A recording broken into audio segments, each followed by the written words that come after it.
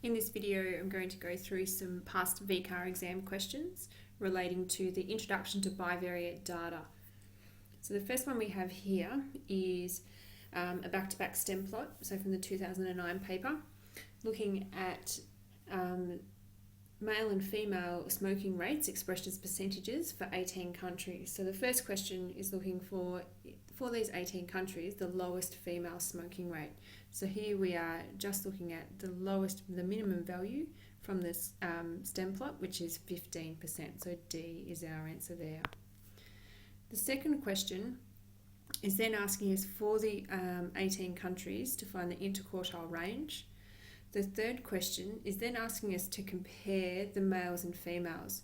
So we'll just quickly go through and find the key values for both males and females.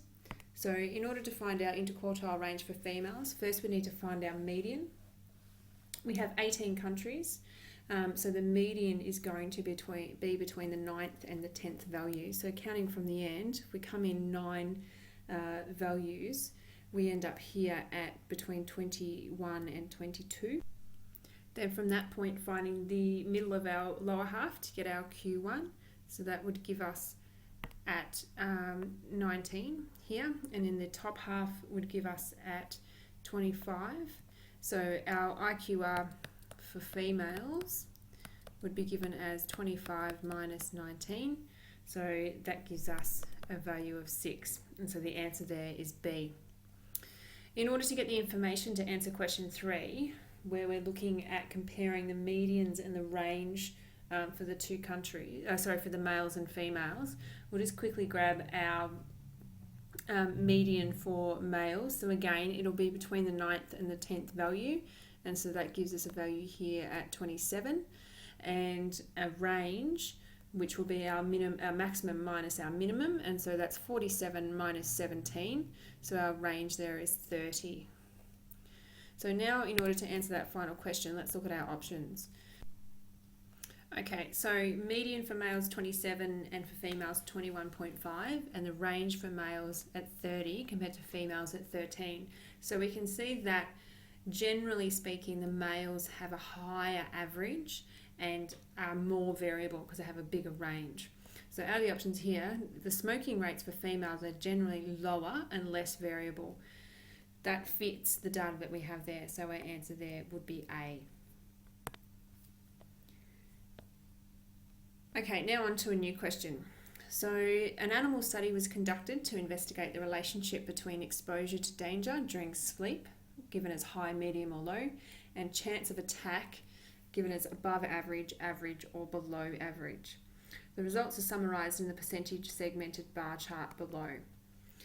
So from this, we're then asked for the percentage of animals whose exposure to danger during sleep is high, so during sleep is high, and their chance of attack is below average, is closest to. So there we're looking at exposure to danger, high, chance of attack, which is given as, for below average, is given as the darkest, the black colouring. So we're looking at this section in here.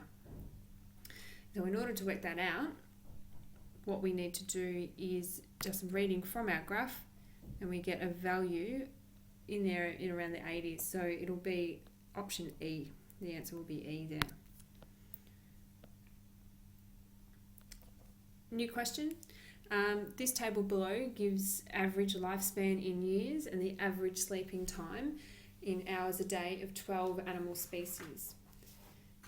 The question over page then asks us to find the Pearson's product moment correlation coefficient for lifespan and sleeping time. So in order to do that, we have to remember that this is actually relating to the R value. And in order to calculate that, we need to enter the data into our calculator. And we need to also identify which is the IV and which is the DV. So we need to ask ourselves, does our lifespan depend on the sleeping time per day, or does our sleeping time per day depend on the length of our lifespan? So in this example, that means that lifespan would be our DV and sleeping time would be our IV. So once we put that data into our calculator, and as I said, we're able to get our R value, we find that the answer there is A, negative 0.6603. Okay, the next question here for the 2010 paper. We're looking at the passengers on a train were asked why they travelled by train. Each reason, along with the percentage of passengers who gave that reason, is displayed in the segmented bar chart below. The percentage of passengers which gave no car as the reason is closest to. So we're looking at the grey section. So it's just a matter of reading off our graph, and obviously you would have a ruler on paper that you could look across and get those values from. But we're looking at 88% as the top value, 74% as the bottom. So that gives us 14% who said no car. So A is our answer there. Now moving into a little bit of stuff with scatter plots. So here we have a scatter plot that's showing us the height in centimetres and foot length in centimetres for each of 8 Year 12 students shown in the scatter plot below. The least squares regression line has been fitted to the data as shown. So by inspection, what is the value of the product moment correlation coefficient, or R, for this data? So here we don't have to actually calculate anything because we're not given the raw data.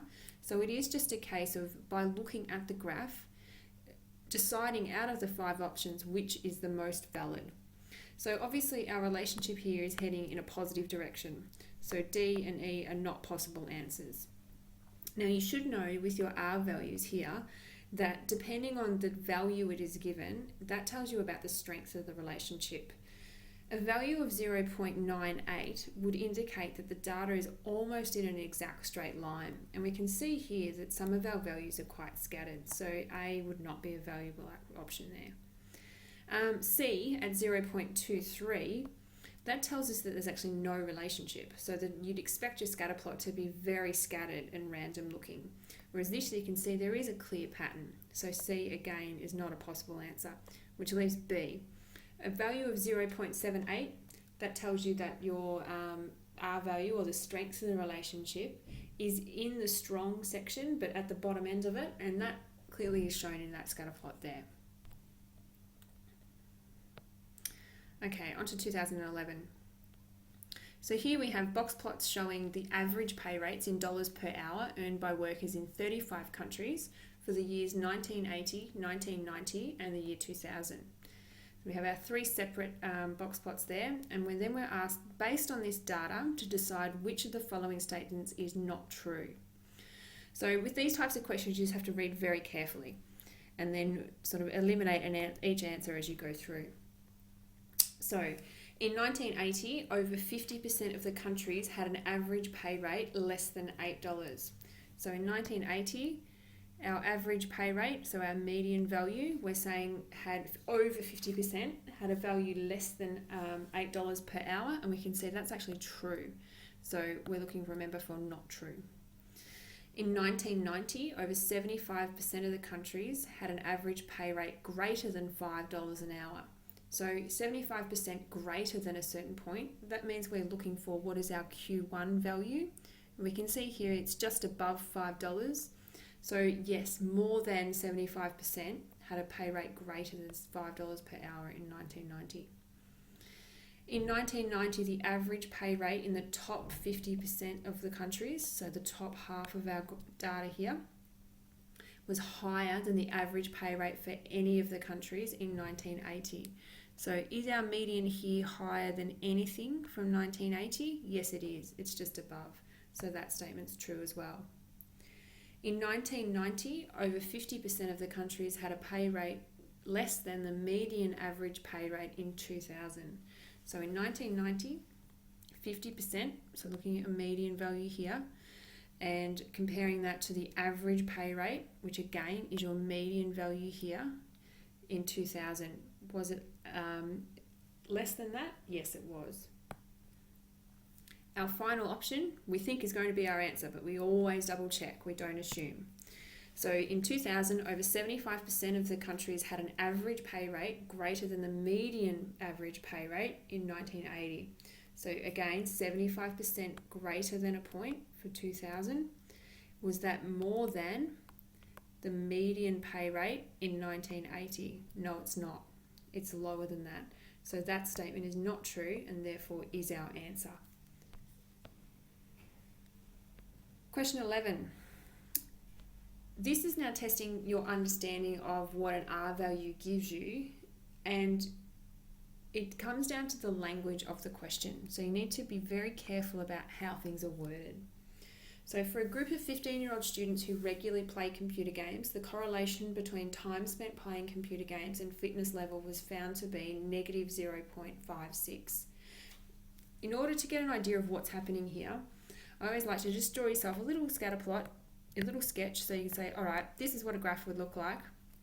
I have a negative relationship, and my IV and DV in this case, we're saying that the fitness level would be dependent on the amount of time spent playing games. So our time is our IV, and our fitness level there is our DV. So as time increases, the fitness has a tendency to decrease.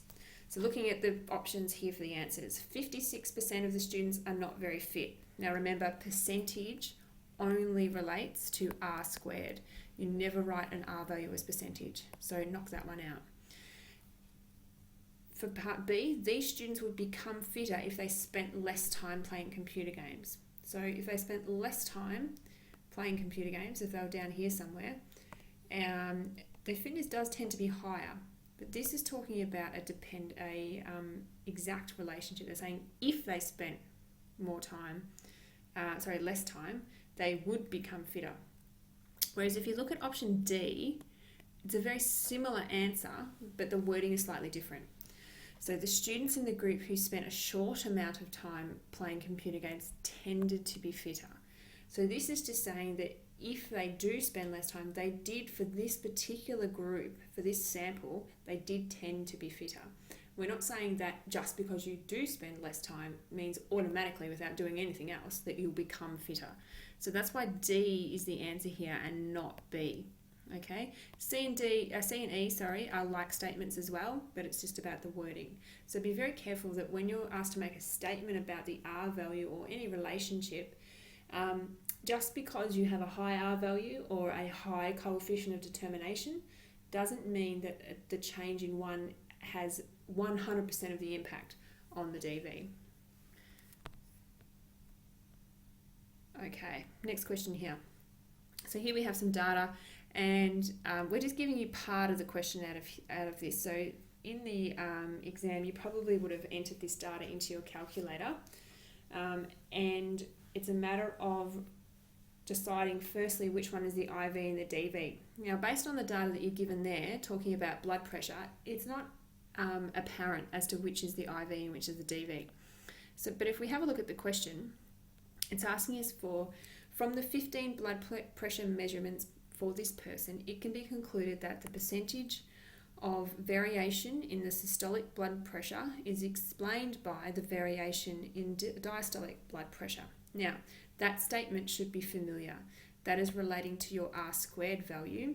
And if you look at the order in which the statements are meant to be given, then you should note that we always give DV is explained by variation in IV. So that means then once you enter your data in your calculator, you can identify that the diastolic blood pressure is your X value, systolic blood pressure is your Y value, and then you can identify that the R squared value is actually 25.8%. And that's where this set of questions ends. There'll be another set of questions from previous exams go up in relation to this intro to bivariate data, but I hope you found these helpful. And if you have any questions, just let us know.